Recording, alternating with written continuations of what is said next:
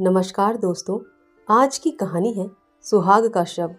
मध्य प्रदेश की एक पहाड़ी गांव में एक छोटे से घर की छत पर एक युवक मानो संध्या की निस्तब्धता में लीन था। सामने चंद्रमा के मलिन प्रकाश में उदी पर्वतमालाएं अनंत के स्वप्न की भांति गंभीर, रहस्यमय, संगीतमय, मनोहर मालूम होती थी।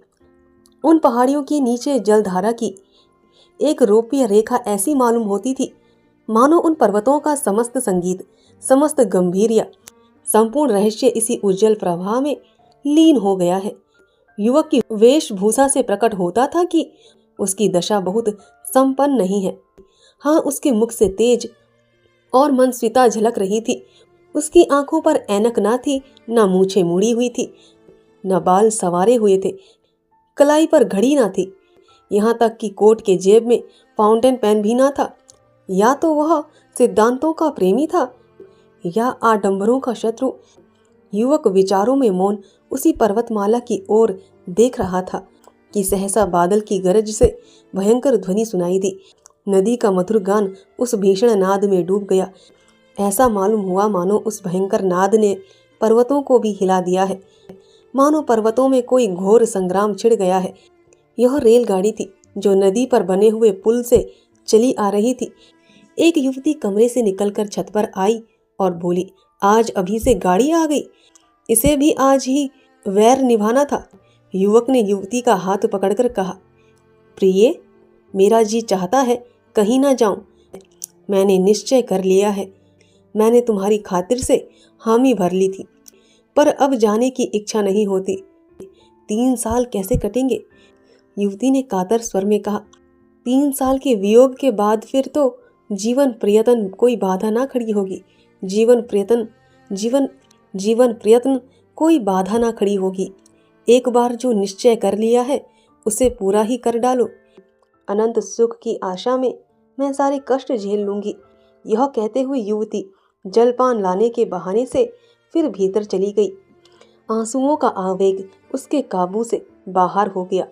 इन दोनों प्राणियों के वैवाहिक जीवन की यह पहली ही वर्षगांठ थी। युवक बंबई विश्वविद्यालय से MA की उपाधि लेकर नागपुर के एक कॉलेज में अध्यापक था। नवीन युग की नई नई वैवाहिक और सामाजिक क्रांतियों ने उसे लेश मात्र भी विचलित न किया था। पुरानी प्रथाओं से ऐसी प्रगाढ़ ममता कदाचित वृद्ध जनों को भी कम ना होगी। प्रोफेसर हो जाने के बाद उसके माता पिता ने इस बालिका से उसका विवाह कर दिया था। प्रथा अनुसार ही उस आंख मिचौनी के खेल में उन्हें प्रेम का रत्न मिल गया था। केवल छुट्टियों में यहाँ पहली गाड़ी से आता और आखिरी गाड़ी से जाता। ये 2-4 दिन मीठे स्वप्न के समान कट जाते थे। दोनों बालकों की भांति रो रो कर विदा होते।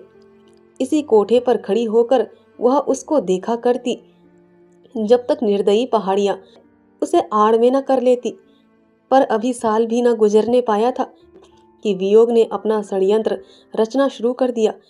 केशव को विदेश जाकर शिक्षा पूरी करने के लिए एक वृत्ति मिल गई। मित्रों ने बधाइयां दी। किसके ऐसे भाग्य हैं जिसे बिना मांगे सौभाग्य निर्माण का ऐसा अवसर प्राप्त हो।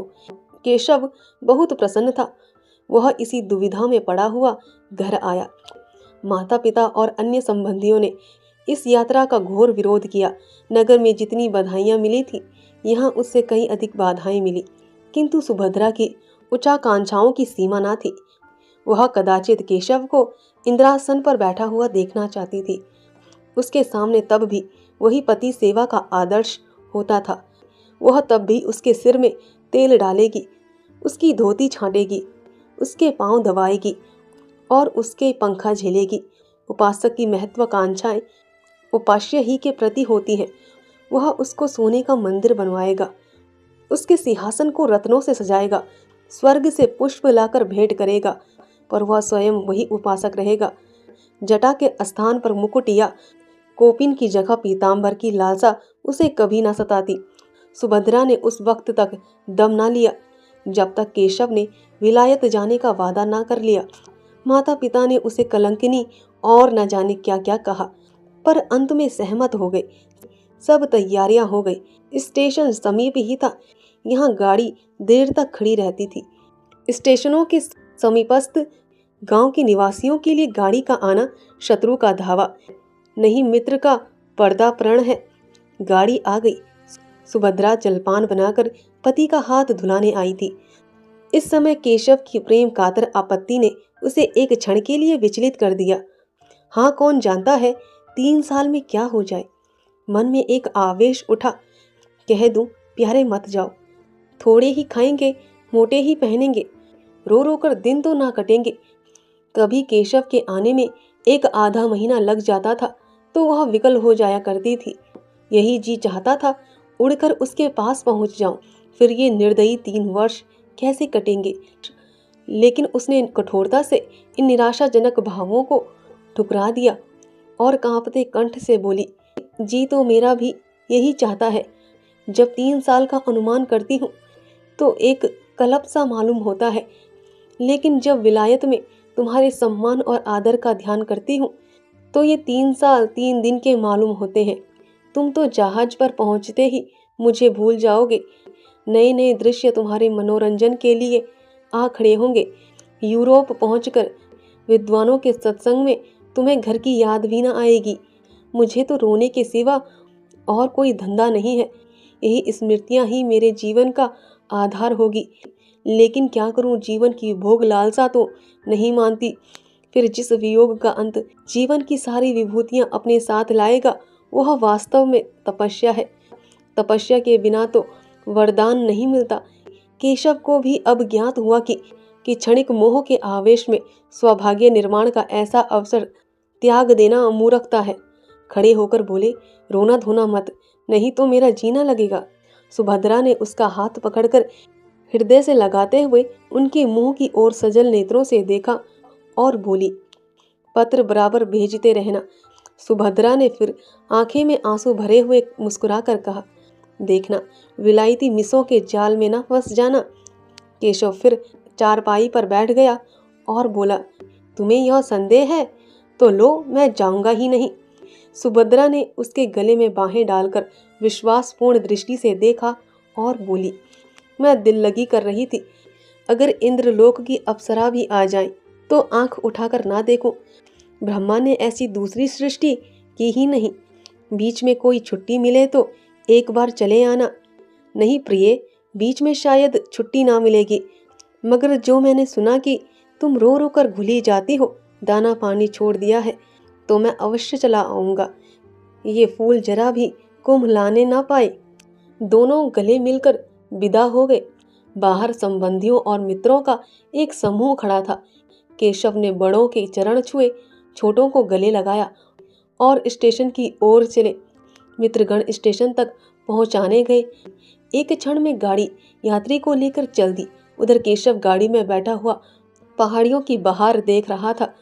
इधर सुभद्रा भूमि पर पड़ी सिसकियां भर रही थी। दिन गुजरने लगे उसी तरह जैसे बीमारी के दिन कटते हैं। दिन पहाड़, रात काली बला। रात भर मनाते गुजरती थी कि किसी तरह भोर होता तो मनाने लगती कि जल्दी शाम हो। मैके गई कि वहाँ जी बह लेगा। 10-5 दिन परिवर्तन का कुछ असर हुआ, फिर उनसे भी बुरी दशा हुई। भागकर ससुराल चली आई। रोगी करवट बदलकर आराम का अनुभव करता है। पहले 5-6 महीनों तक तो केशव के पत्र 15वें दिन बराबर मिलते रहे। उसमें वियोग के दुख कम, नए नए दृश्यों का वर्णन अधिक होता था। पर सुभद्रा संतुष्ट थी। पत्र लिखती तो विरह व्यथा के सिवा उसे कुछ सूझता ही ना था। कभी कभी जब जी बेचैन हो जाता तो पछताती कि व्यर्थ जाने दिया। कहीं एक दिन मर जाऊं तो उनके दर्शन भी ना हो। लेकिन 6 महीनों से पत्रों में भी विलंब होने लगा। कई महीने तक तो महीने में एक पत्र आता रहा, फिर वह भी बंद हो गया। सुभद्रा के 4-6 पत्र पहुंच जाते तो एक पत्र आ जाता, वह भी बेदिली से लिखा हुआ, काम की अधिकता और समय के अभाव के रोने से भरा हुआ। एक वाक्य भी ऐसा नहीं जिससे हृदय को शांति हो, जो टपकते हुए दिल पर मरहम रखे। हाँ, आदि से अंत तक प्रिय शब्द का नाम नहीं। सुभद्रा अधीर हो उठी। उसने यूरोप यात्रा का निश्चय कर लिया। वह सारे कष्ट सह लेगी, सिर पर जो कुछ पड़ेगी सह लेगी। केशव को आंखों से देखती रहेगी, वह इस बात को उनसे गुप्त रखेगी, उनकी कठिनाइयों को और ना बढ़ाएगी, उनसे बोलेगी भी नहीं, केवल उन्हें कभी कभी आंख भरकर देख लेगी। यही उसकी शांति के लिए काफी होगा। उसे क्या मालूम था कि उसका केशव उसका ही ना रहा, वह अब एक दूसरी ही कामिनी के प्रेम का भिखारी है। सुभद्रा कई दिनों तक इस प्रस्ताव को मन में रखे हुए सेती रही। उसे किसी प्रकार की शंका ना होती थी। समाचार पत्रों के पढ़ते रहने से उसे समुद्री यात्रा का हाल मालूम होता रहता था। एक दिन उसने अपने सास ससुर के सामने अपना निश्चय प्रकट किया। उन लोगों ने बहुत समझाया, रोकने की बहुत चेष्टा की, लेकिन सुभद्रा ने अपना हठ ना छोड़ा।